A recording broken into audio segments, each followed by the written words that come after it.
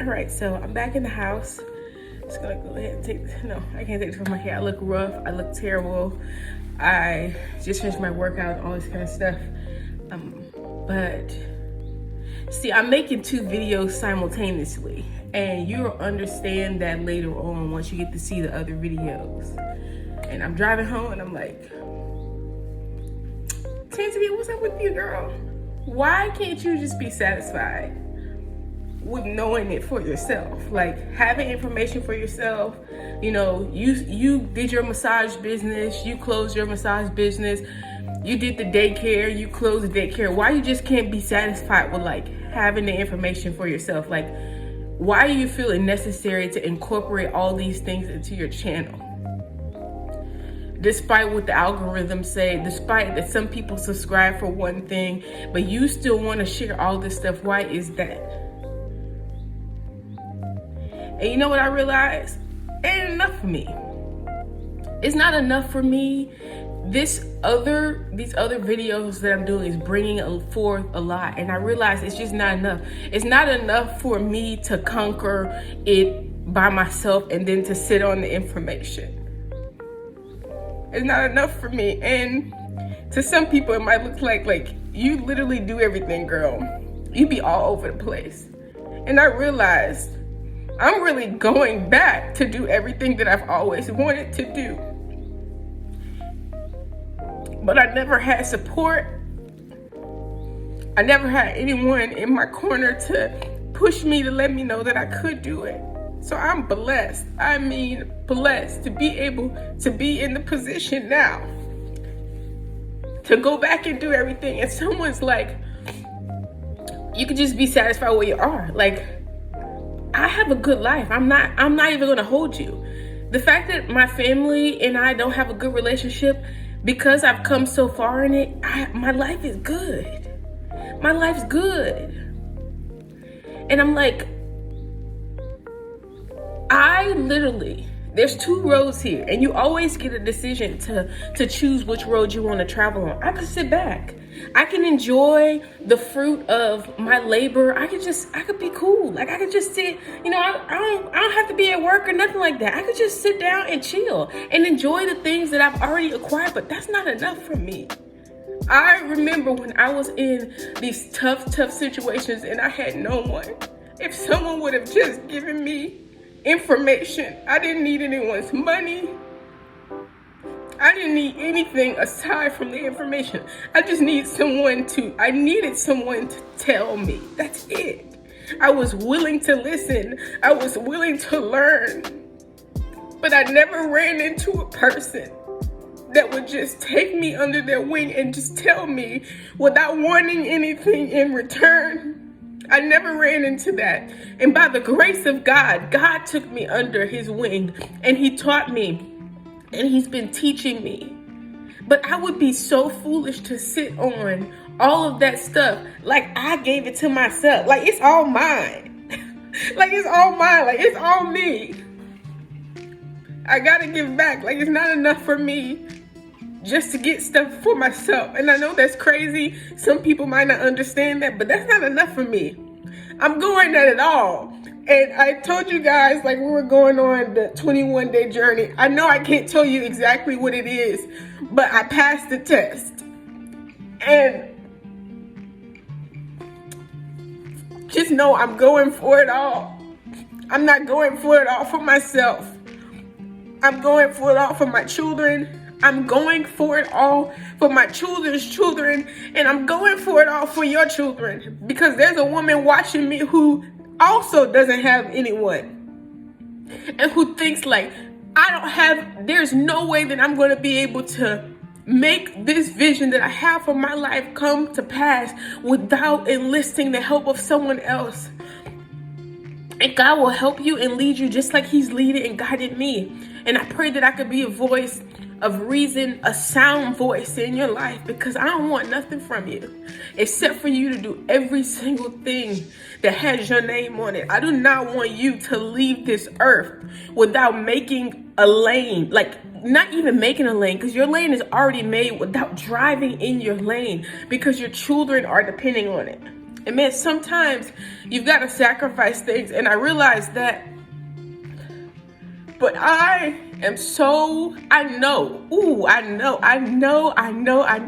that it might seem like a sacrifice for me in these moments, because it is. It's a sacrifice for me in these moments. But my children are going to reap the benefits of my sacrifice, because it's not selfish.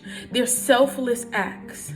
Me moving forward and doing what I'm doing is selfless, because I know for a fact, I've been running into people along on this process. I know for a fact that there is a woman out there, there are women out there who don't have anyone. You think just because you have children that all of a sudden your life is over. You think because you don't have a man, your life is over. If you do have a man, you still have yet to find your place in life. And I'm here to tell you that it's possible. It's possible if you have a bunch of people around you. It's possible if you have no one.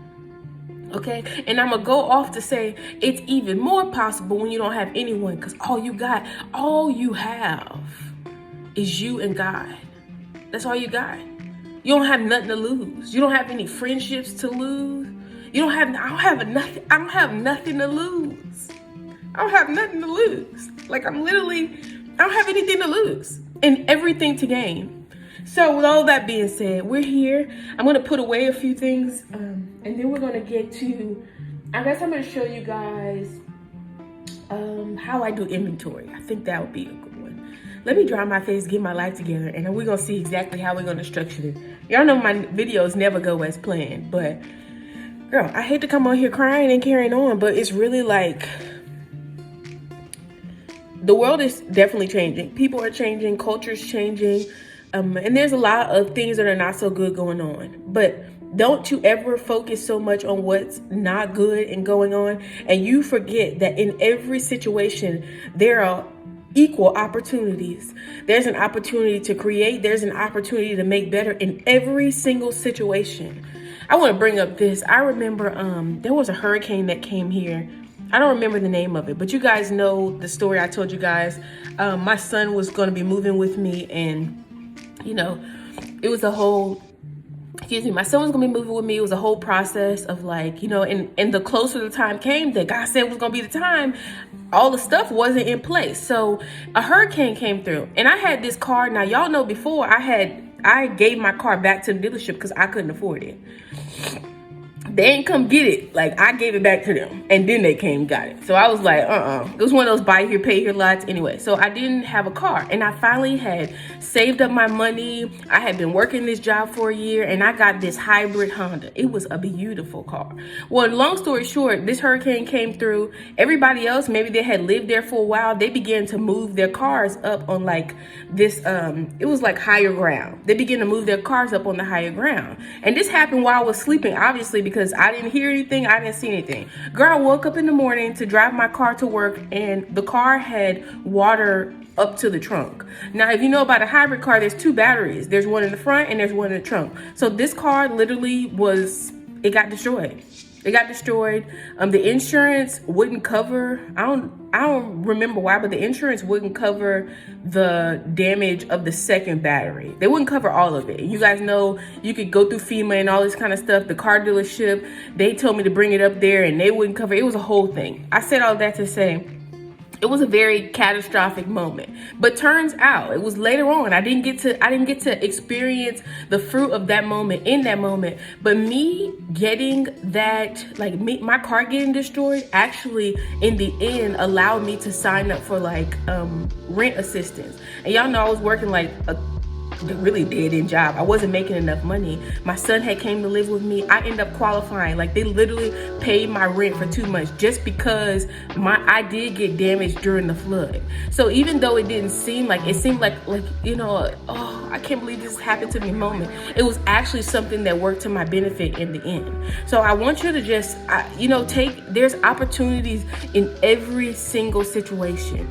There's opportunities in every situation. You need to focus on your opportunities and allow them to make room for you. Make room for you, your gifts. Allow them to make room for you, okay? Because it's the time. The time is now. The time is now. It ain't coming, it's now. What is that thing that you know that you know that you know that you should be doing, that you have wanted to do? What is it? And why haven't you started doing it? Why haven't you started doing it? I'm not talking about what it's not going to include anyone else. You know why? Because you can never control someone else's momentum. You can't control when to motivate someone else. What is the thing that you are supposed to be doing that you have yet to begin? Okay, so like I said, let me do this stuff. I don't know where this video is gonna go at this point because this wasn't supposed to be in here. Okay, but y'all know. All right, so what I'm doing right now is, like I said, I have a lot of stuff already. Like I've been buying beads for the last, 3 years or something like that. So all this stuff, all these beads, all you see, all this kind of stuff, I didn't just run out to the store and buy this, okay? When I first started selling waist beads in 2019, I believe it was. In 2019, I had a very, very small collection. I would buy stuff like, let me see. Hold on, just trying to help us all out. I hope you guys don't mind. I would buy stuff like this. I buy little sets like this. Okay, as you can see, this is still full because I quickly realized that this is not the most cost efficient way to purchase beads because it gets pricey, and then you can only make a small set. So what I started doing was buying beads from wholesalers. Now this is just the stock that I have available. I have a whole separate thing over there full of all these colors to replenish them. So then I started buying, like I said, from the wholesalers. I do from when I used to buy them from the craft stores. I don't buy them from the craft stores, these beads from the craft stores anymore at all, because the beads that I get from the wholesaler, they're literally in bags that are as big as this thing. So they're in huge bags. It makes absolutely no sense for me to purchase them. But as you can see, these are all beads. So whenever the stores used to have a sale, I would go in and purchase them. It does not make sense for you to pay. Let me look at the price. So look at one. Let's see, beads. So this normally is $4.99 for one little thing like this. You can make a decent amount of this, but you're gonna need a lot of colors. When you start adding that stuff all up together, it gets very expensive really quickly. So just keep that in mind. Pay attention to things when they go on sale, whether it's the normal sales they have, or as you can see, that went down to $1.24. So around St. Patrick's Day, I have the color. So I just keep a stock of everything. I don't know where I was going with that, but yeah, keep a stock of everything. So right now what I'm doing is, I know that I have to do all the prep for the fall festival. So because I'm creating content of the prep that I'm doing for the fall festival. It's something that I have to do anyway. So yes, it does take extra time, a whole lot of extra time to make content, but if that's what you want to do, just know that it's a lot of work, okay? It's a lot of work, but at the end of the day, it's going to make sense if you keep being consistent and allowing the work to do the work, okay? So I'm making all of the sets, doing content for all of the sets, which is why you see a lot of shorts on my thing right now. So this is what I have. I have this display thing, and then I have this display thing. Now, as you can see, one half of this display over here still needs more styles. And this actually, I could fit more styles in there. I could push that over, I could fit more styles there. I could push that over, I could fit more styles there. I can even have some styles just sitting down here at the bottom. And then I have a whole nother one of these that, oops, girl, I'm making a mess. I have another one of those. It has its own home there. It's a little, I call it my kiosk. So I have the kiosk.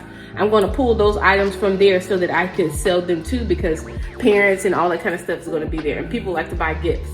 So to fill in the extra space that I have here, I'm creating more styles. Now what I did was I bought this little thing a long time ago from the Dollar Tree.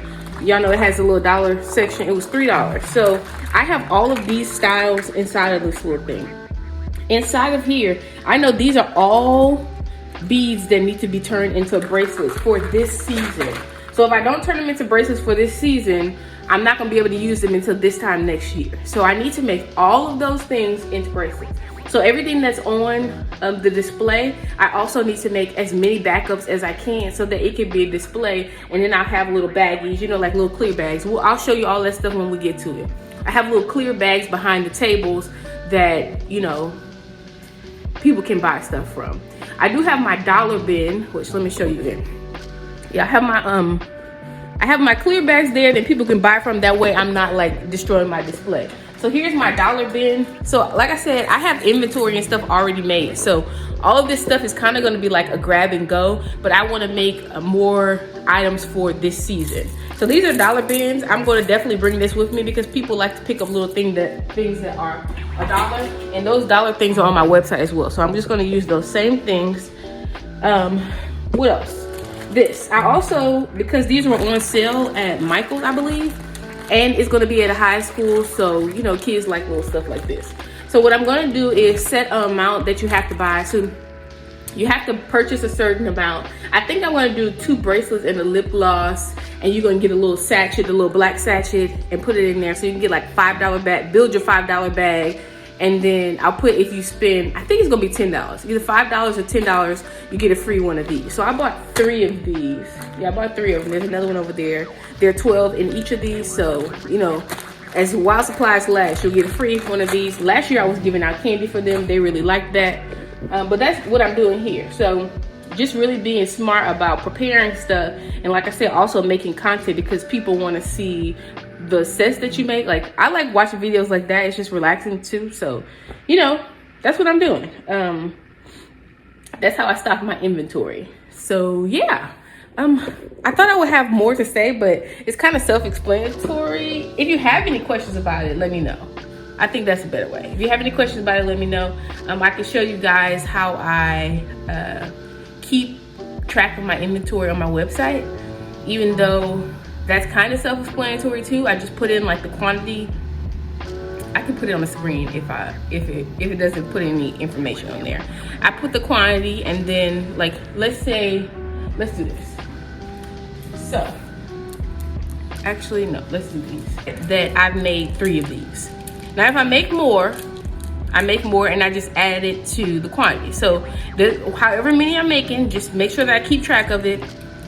I have 3 already made. So if someone goes on there and purchases, let's say they try to purchase 5. Well, my website is not gonna let them purchase 5 because I've already put that I have 3 available. Now, if you wanna make things to order, you can go ahead and do that. If you're busy, like myself, and you're not really available to make things to order, I would be very conscious of that because I have a 2-day ship out time. I never wait 2 days fully to ship anything out because I keep track of my inventory, but I have up to 2 days. So that means you have 2 days. If you have a bunch of orders, you got 2 days to ship them out. I don't have time for that. I like people to get their stuff on time because I like my stuff on time. So I want to create the shipping label and ship things out as soon as possible.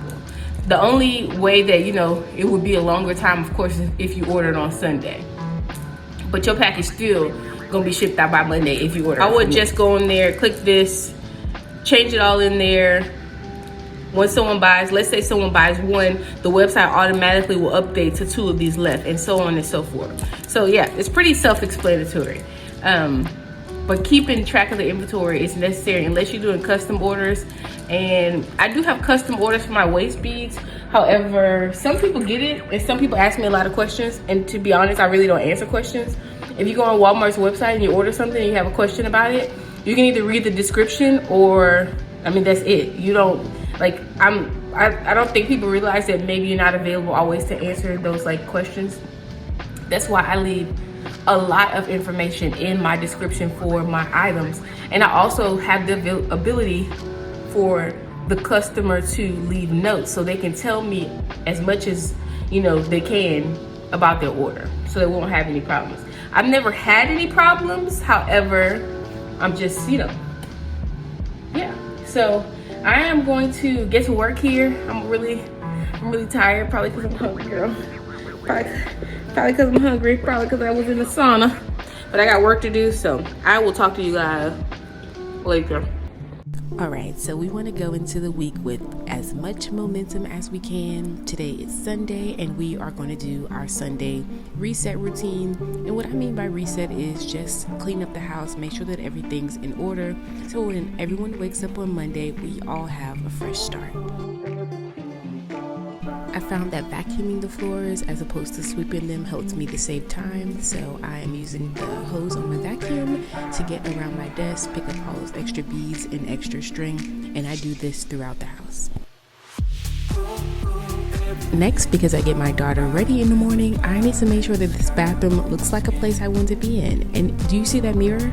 They will leave this mirror this way, and it is so disgusting to me. So I am just going to definitely make sure I get the mirror and just the surfaces inside of the bathroom.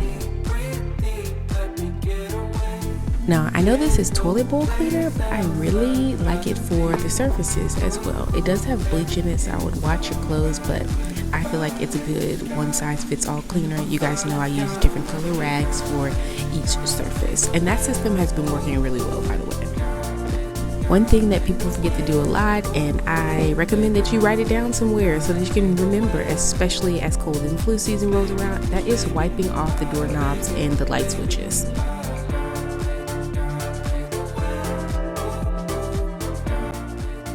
It ain't my favorite thing to do either, but we have to get our push-ups in as well as our core workout.